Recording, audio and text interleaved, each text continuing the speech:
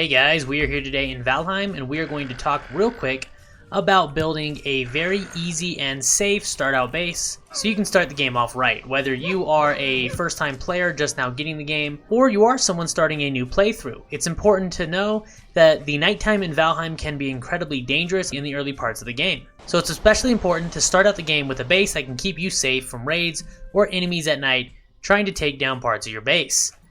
Dying in the game will result in skill loss, which is obviously something you want to avoid for as long as possible. You will begin the game off by scavenging the ground for little sticks or stones to build up some basic primitive tools. Once you get yourself a build hammer and a stone axe crafted, then we can get to work. To build this small base, you will need to have collected 92 total wood and 5 stone. And if the 92 wood seems a little daunting at this point, don't worry, it's not. Once you get the axe, chopping down trees is not that big a hassle, and each tree you chop down will drop 20 wood, so you only have to cut down roughly 5 trees. You are going to explore the beginner area called the meadows around the spawn point, trying to find yourself one of these runestones with glowing red words.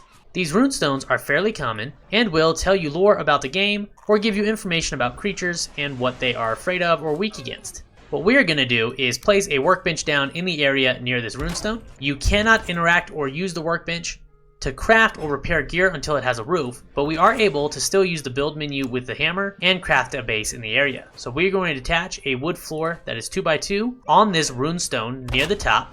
And after we attach it to that runestone, the color of the floor will be blue when you highlight it with the hammer, indicating it is at maximum stability.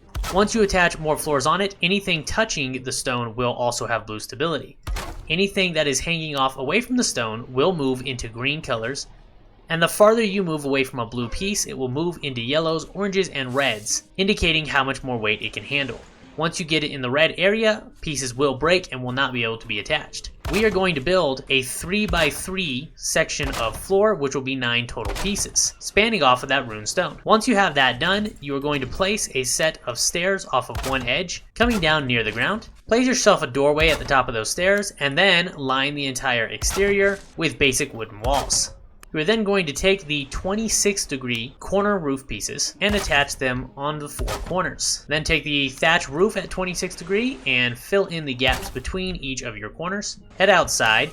Give yourself a little scaffold with like a ladder or stairs so you can get on top of the roof. And then you're going to place 1 meter wood poles on the 4 corners of the opening we left in the center of the roof. Take a wood beam at 2 meters on one side connecting 2 of the poles, and then place a thatch roof ridge at 45 degrees and connect it to that wood beam, covering up that hole. Once that's done, you can come down and delete your little scaffolding ladder and collect the wood that it drops. Everything that you delete in Valheim as far as building pieces go will return their build pieces, so you won't lose out on the materials. We will then go inside and place a campfire, and you will notice that it is red and will not let us place it on the floor. Campfires in Valheim can only be attached to the solid ground or to stone, and it will not allow it to be attached to wood for obvious reasons. However, since we are up on this little runestone, you can see the little stone part sticking out of the ground. Put our cursor at that and attach it to that stone part, and it will allow us to place it without being on a stone surface. And the opening in the top of the roof will allow the smoke to dissipate. If you have smoke build up in your house,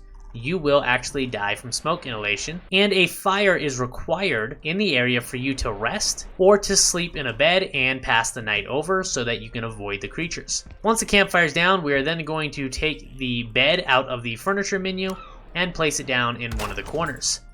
Clicking E on the bed will claim it and set that as your spawn point. That way if you die, you spawn right here. You can then go outside, delete your workbench, and you will gain the 10 wood back for the workbench. And you are going to replace your workbench inside of this little shack so that it is safe from creatures, and you will now be able to use it to craft and use it to repair items by clicking this repair icon on the build menu. This little shack is not much, obviously, however, it will get you elevated off the ground to keep you safe from any creatures coming around your base or any raids. It can be expanded upon beyond this as you progress through the game if you want to stay in this area, although most likely you will branch out and move away from the starting area at some point. However, keeping a little shack or base near the starting area is not useless. I'm not going to spoil anything for you, but you will be returning to this begin out area every now and then.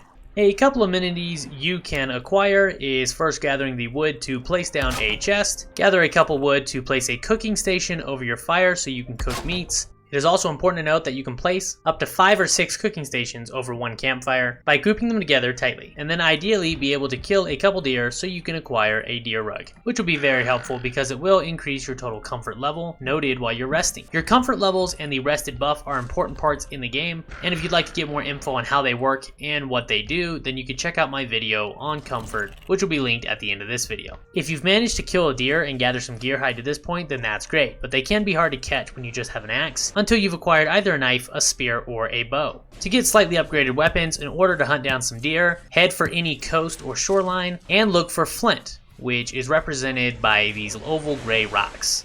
And search the woods a little bit for some boar. Killing boar will drop leather scraps, which combined with the flint will unlock your first couple weapons that are capable of hunting down deer or more difficult enemies. Hopefully this quick starter base was helpful to you, so you can make your first couple days in Valheim as easy as possible. Thanks for watching, I will see you next time.